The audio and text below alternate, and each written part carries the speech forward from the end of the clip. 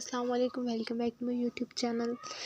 Today our topic is frequency stability of oscillator. Frequency stability का मतलब क्या होता है कि the ability of oscillator circuit to oscillate at one exact frequency.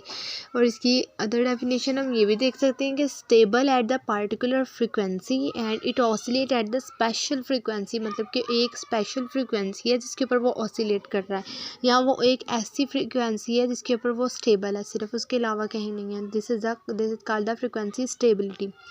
Factor affecting the frequency stability, अब वो factors हम डिस्कस करेंगे जो कि इफेक्ट करते हैं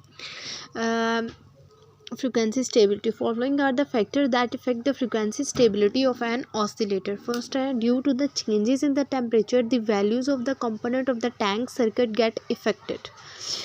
किसकी वजह से? फर्स्ट ऑफ ऑल के टेम्परेचर के अंदर जो चेंजेस हैं उसकी वजह से जो कि values of the components of the tank circuit get affected, and so the changes in the values of the inductor and the capacitor due to changes in the temperature and in the main cause due to which frequency does not remain the stable. कि अगर हम temperature के अंदर जो changes कर रहे हैं वो उसके टैंक सर्किट के जो कंपोनेंट है उसको इफेक्ट करेंगे, और उसके बाद अगर हम कैपेसिटर की और जो इंडक्टर है उनकी वैल्यूज़ के अंदर अगर हम चेंज करेंगे तो वो उसकी वजह से भी फ्रीक्वेंसी जो है वो स्टेबल नहीं रहेगी। नेक्स्ट पॉइंट है इसका कि due to changes in the temperature the parameters of the active device used like the BJT FET get affected which affect the frequency.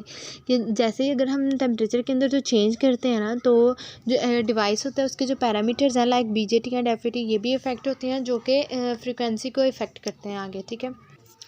The variation in the power supply is another factor affecting the frequency. और जो variation होती है power supply में ये भी एक factor है जो कि फ्रीक्वेंसी को इफेक्ट करता है।